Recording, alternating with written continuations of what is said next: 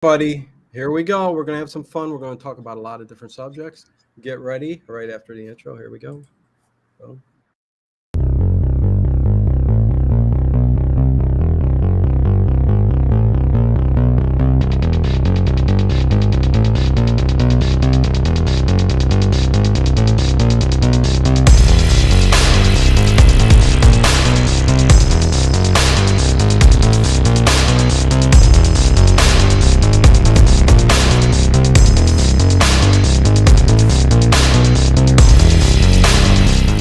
Is it just me? Or is it getting crazier out there?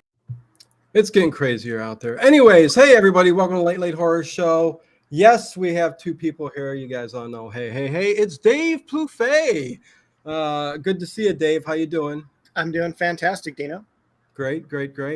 Mike Davis from the Lovecraft Ezine, and we will get into talking about that here very quickly. But yeah, welcome everybody. Make sure you guys hit that thumbs up button, subscribe, all that good stuff. We're going to have a good conversation here tonight. I'm going to hand the reins off to Dave in a second, but let me say hi to everybody who has showed up in the chat so far. Edward Stewart, Connie Cleary, good to see you. Blob City, let's see who else is here right now. Kathy Evans, Martian Pops, good to see you.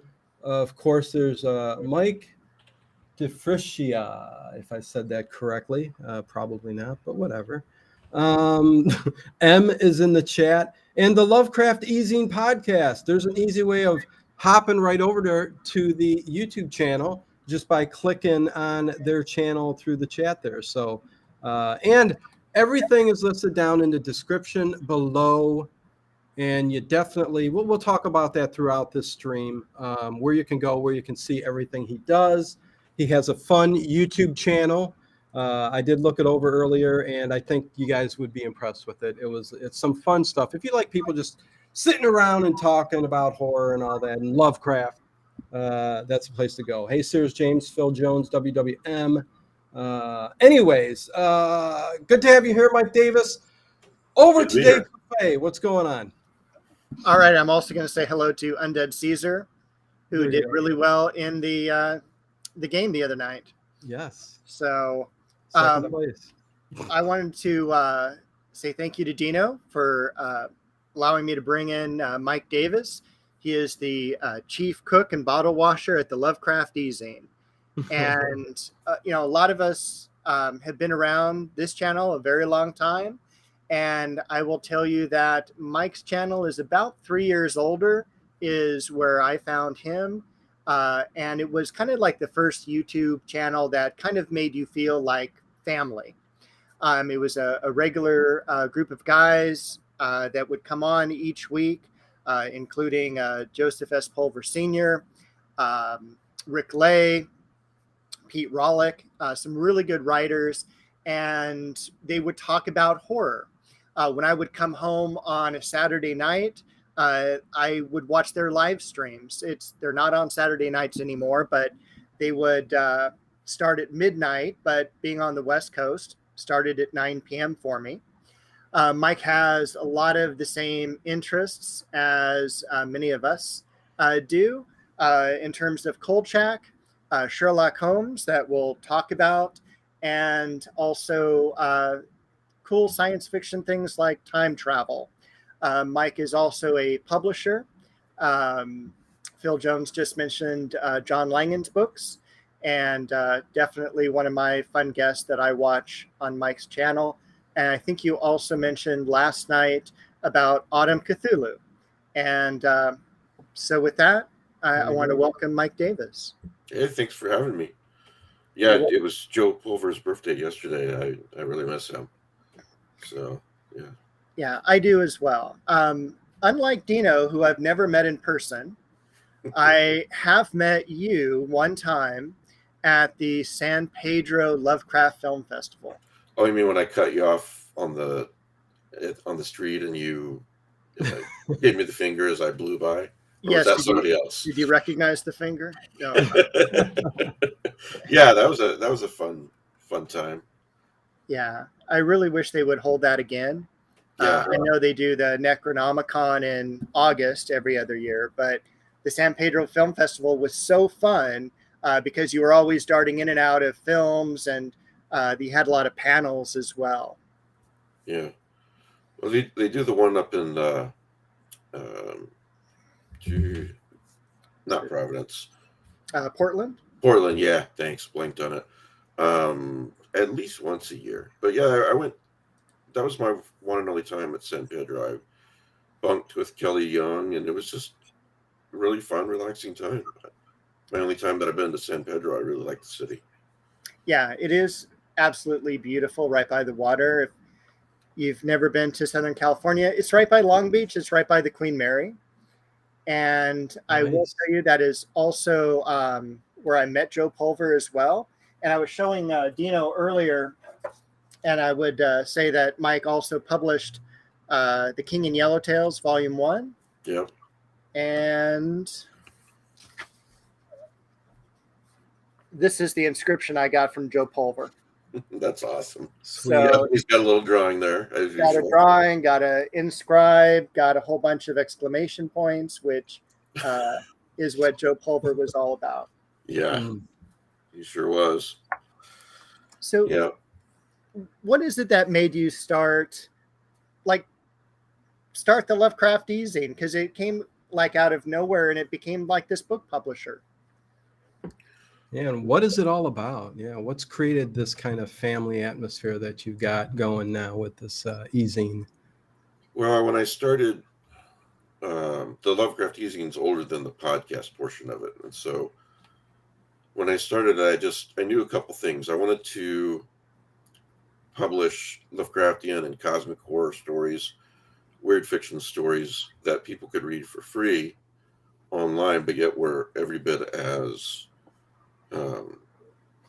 of the quality of story that you would find in an anthology. If you went to a bookstore and you paid for the anthology and you read the stories, that it would be the same quality. My other goal was I wanted to create a community, so it was those two main things, and started creating a community on Facebook and other places. And then the podcast kind of started by accident. It was that late night thing that we were doing that you mentioned, Dave. And I just thought, we do these conventions once or twice a year. If we're lucky, we get to go to one, and some of us only go every couple of years or so. But what if we could have a little mini convention, through, technology and the internet, and talk to other people face to face. And so that was, a lot of people liked that. And then it just sort of snuck on me. After a while, I realized what I was doing was a regular video podcast. So I started doing a regular time for that every Sunday. And then I was at, I think it was an Necronomicon. And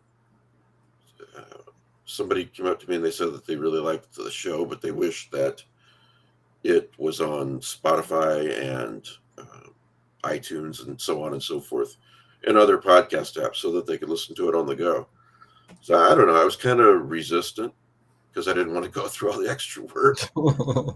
I thought I was overworked at the time, but then I realized that he was absolutely right, and the listenership went up considerably when I did that. So I have to thank him for the suggestion. So, The first time I found your channel, I actually was I was a big fan of H.P. Lovecraft, and I took a class on the horror novel in college. I went to college late. I went back to college, I should say. And I took this fun class called the horror novel, and each week we would read a book. We would read Frankenstein and Dracula, and at the end we would read more modern stuff like Robert Bloch and Clive Barker. But we also read H.P. Lovecraft. We read The Case of Charles Dexter Ward. And I found the Lovecraft Literary Podcast with Chad Pfeiffer and Chris Lackey. Right, yeah. And I absolutely loved it because they would go over a story every week. Some of the longer stories, they would take a couple of weeks. But they mentioned that they were a guest on your Lovecraft Ezine video, Chad, and that's the way I found you. So that was nice of him. yeah, I thought that was really cool. and I've been there ever since. Yeah, it's always interesting to find out how people discovered you. Yeah, definitely Clive Barker. Good stuff there. You better believe it. Your ezine, Mike Davis, it has. So is there a group of writers that get together and put these stories together for you? No, just picture a regular magazine, except it's electronic, hence the ezine. So people would send in submissions, things like that. Okay. And that, putting out an issue once a month or even once every couple of months, that starts to wear on you after a while. It's a lot of deadlines and a lot of work. And, not that I minded it, but there's a limit to what I can do physically. Right. And so after a while, I realized that with I could also publish books. So I went to in 2014, I think it was. I was at Necronomicon. What started it all was the writer Scott Thomas and his brother. They handed me a book where they both had a novella in, one novella each by the Thomas brothers. And I really enjoyed both of the stories, but Scott's story, The Sea of Ash, really spoke to me. It was everything that fit with, I like Halloween, I like autumn. It just had that feel. And then I found out that maybe 100 people had read the story.